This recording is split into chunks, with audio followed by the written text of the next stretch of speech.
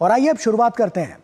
America और Iran के बीच बढ़ता टकराव अब पूरे पश्चिम एशिया की स्थिरता के लिए बड़ा खतरा बनता जा रहा है। दोनों देशों के बीच लगातार दूसरे दिन भी जवाबी हमले हुए हैं, जबकि हॉर्मुज को लेकर बढ़े तनाव ने वैश्विक तेल आपूर्ति और समुद्री व्यापार पर चिंता बढ़ा दी है। इस बीच कूटनीतिक प्रयास भी जारी हैं, लेकिन हालात कितने गंभीर है इसका अंदाजा इसी बात से लगाया जा सकता है कि ओमान तट के पास एक भारतीय तेल टैंकर भी इस संघर्ष की चपेट में आ गया है। आइए देखते हैं अमेरिका ईरान तनाव पर हमारी ये खास रिपोर्ट।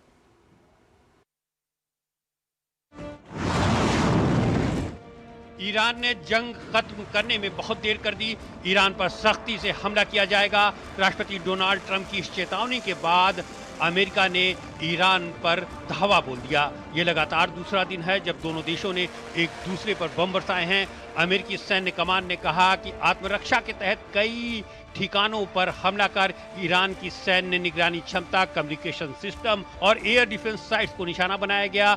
अमेरिकी सेना के अनुसार ये कार्रवाई ईरान की लगातार और बिना उकसावे वाली आक्रामक गतिविधियों के जवाब में की गई है।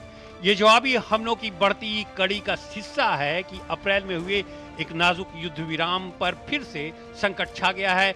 ईरान के केशम द्वीप पर भी धमाकों की आवाजें सुनी गई हैं। इसके अलावा बंदर अब्बास और सिरिक समेत कई अन्य शहरों में भी धमाके की खबरें हैं।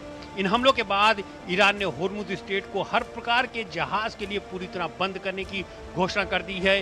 साथ ही ईरान ने 2 जहाजों पर भी हमले का दावा किया है। हालांकि अमेरिका ने इस दावे को खारिज कर दिया है। सेंटकॉम ने स्पष्ट किया है कि होर्मुज पूरी तरह बंद नहीं हुआ है और व्यावसायिक जहाज अब भी इस मार्ग से आ जा रहे हैं। इसके अलावा जवाबी कार्रवाई में ईरान ने बहरीन, जॉर्डन और कुवैत पर भी मिसाइलें बरसाई हैं। इन देशों में अमेरिका के 18 सैन्य ठिकानों को निशाना बनाने और तबाह करने का दावा किया है। हालांकि इन देशों की तरफ से हमले को पूरी तरह विफल बनाने का दावा किया गया है। इस बीच ईरान ने अमेरिका को चेतावनी देते हुए कहा है कि इन हमलों के बाद अब सीज फायर का कोई मतलब नहीं रह जाता है।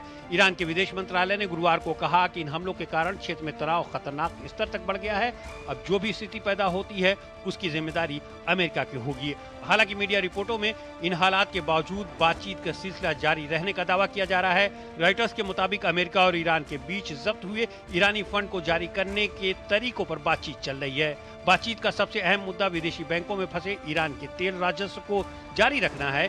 ईरान चाहता है कि उसे तुरंत 6 अरब से 12 अरब डॉलर तक की रकम मिल जाए, जबकि अमेरिका उसका इस्तेमाल मानवीय जरूरतों तक सीमित रखने के पक्ष में है। इस बीच कतर का एक प्रतिनिधिमंडल ईरान के अधिकारियों के साथ बातचीत के बाद रवाना हो गया है। बताया जा रहा है कि ये बातचीत अमेरिका के साथ तालमेल बिठाकर की गई है। उधर ओमान तट के करीब एक भारतीय दल वाले विदेशी टैंकर MT मैरिवक्स अमेरिकी कार्रवाई में बुरी तरह क्षतिग्रस्त हो गया। भारत ने अमेरिकी राजनयिक को तलब कर इस पर कड़ा विरोध दर्ज कराया है। भारत ने अपने नाविकों की सुरक्षा को सर्वोच्च प्राथमिकता बताया है।